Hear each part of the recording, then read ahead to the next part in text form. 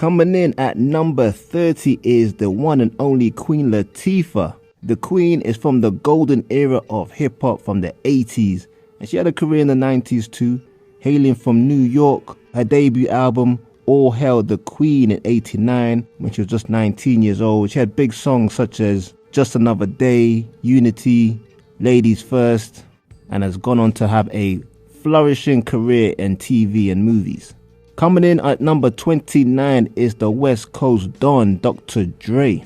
Obviously, we know Dre's resume, coming from NWA to bringing out artists such as Snoop Dogg on Death Row, to then going solo and having a part to play in 50 Cent, Eminem's careers.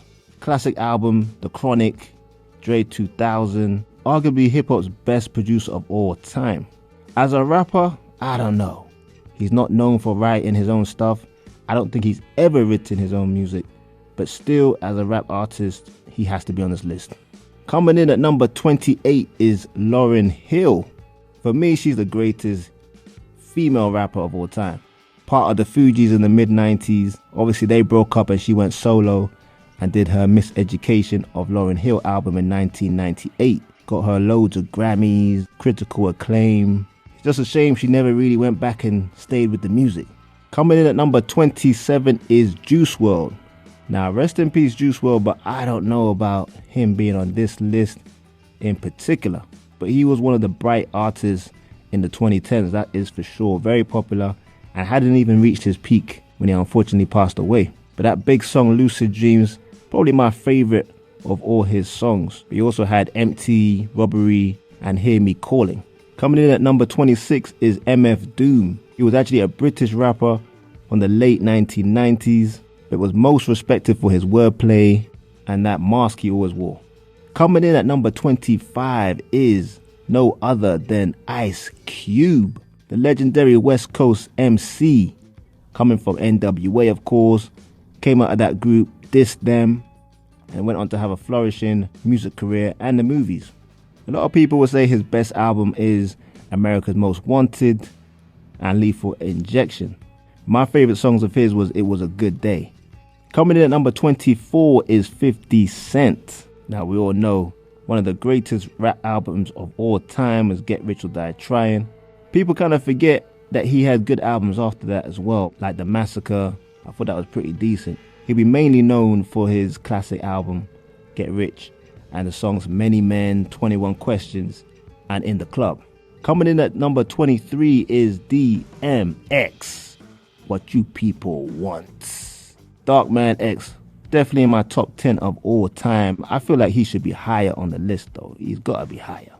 But DMX, coming from Yonkers, New York, kind of seen as the guy that saved hip-hop in the late 1990s, bringing that street element back.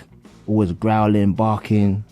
Big songs, Party Up, the Rough Riders anthem. Some people really do forget how big the dog really was. Coming in at number 22 is Big Daddy Kane, from that golden era again in the 80s. Influenced a lot of the rappers from the 90s, the Prodigies, the Jay-Z's, the Nas's. But he was a member of the legendary Juice Crew. His first solo album was Long Live the Kane in 1988. He had big songs such as Warm It Up Kane, Set It Off, Ain't No Half Steppin'. That was a very big song. Definitely one of the GOATs. Coming at number 21 is a surprise for me, that's for sure, is Rakim. How Rakim isn't in the top 3, I don't know. But again, from the golden era of hip-hop in the 80s, he was in the unstoppable duo of Eric B. and Rakim. Probably most known for the debut album Paid in Full. When you think of Rakim, you think of lyrics, rhyme schemes, metaphors, everything you want in an MC. Coming in number 20 is Common. The Chicago MC debuted his first album in 1992 called Can I Borrow a Dollar? Probably not his most famous album. He was always like a gold artist, not one to get big hits. But when he linked up with Kanye West in 2005, he dropped the classic B album, which has songs like The Corner, They Say, Go. But I would say his biggest song of all time was The Light. Common has actually won 3 Grammy Awards as well. Coming in number 19 is Ghostface Killah. Obviously, Ghostface repping that Wu-Tang Clan. One of my favorite rappers of all time. His rhyme schemes, his rhyme style, definitely one of the most unique in rap history. People will probably say his best album of all time is The Supreme Clientele that came out in 2000, and I probably agree. A lot of people didn't even think he wrote it was that good. Coming in number 18 is Snoop Doggy Dogg, or is known now as Snoop Dogg. West Coast legend from Long Beach, broke on the scene with Doggy Style and The Dogfather. Those were on Death Row Records, till he broke out and moved and worked with Master P on No Limit Records. But Snoop has grown into a pop icon. He's outgrown hip-hop, that's for sure. Probably the most swaggerific rapper of all time. Yeah, I said it. Coming in number 17 is Tyler, the Creator.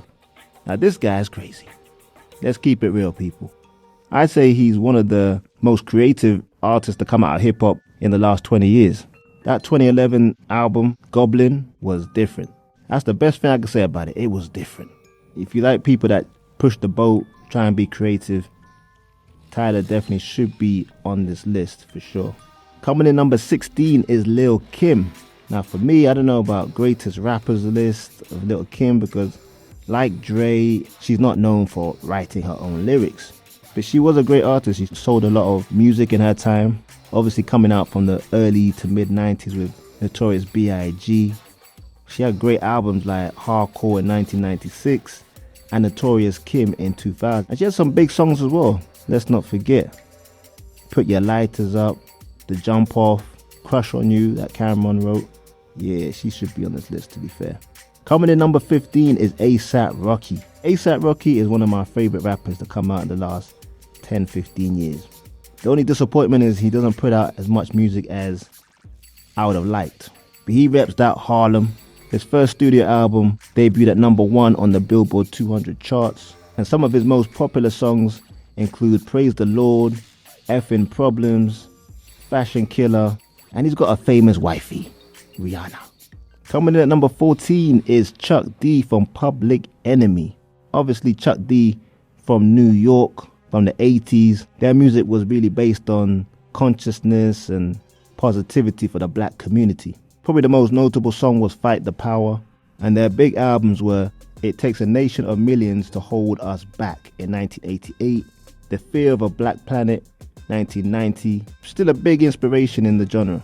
Coming in number 13 is Missy Elliott, one of the most creative artists to come out of hip-hop in its history, no question there. One that people do forget about because she's been missing for a while. She's from Virginia and is known for her creativity, experimental production, clever lyrics. Even their music videos back in the day were very, very interesting.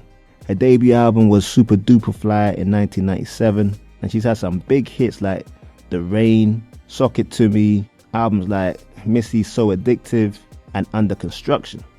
Coming in number 12 is the Notorious B.I.G. Biggie Smalls was like the East Coast king. He was the king of New York when he unfortunately passed away in 1997. But he had big albums like Ready to Die that came out in 1994 and Life After Death in 1997, which came out actually after he died. But big songs like Juicy, Big Poppa, One More Chance definitely puts him on this list, and I can't disagree. And then coming in at number 11 is Andre 3K. We all love Andre 3000. It's unfortunate he came out with a flute album recently, but we want to hear this guy rapping. But he comes from the legendary group from Atlanta, Outkast, with Big Boy. The first album came out in 1994, but I think they really took it to another level when they did their Stankonia album in 2000. Big songs like Miss Jackson, So Fresh and So Clean, and Hey Ya put them on a level that you rarely see in hip-hop history.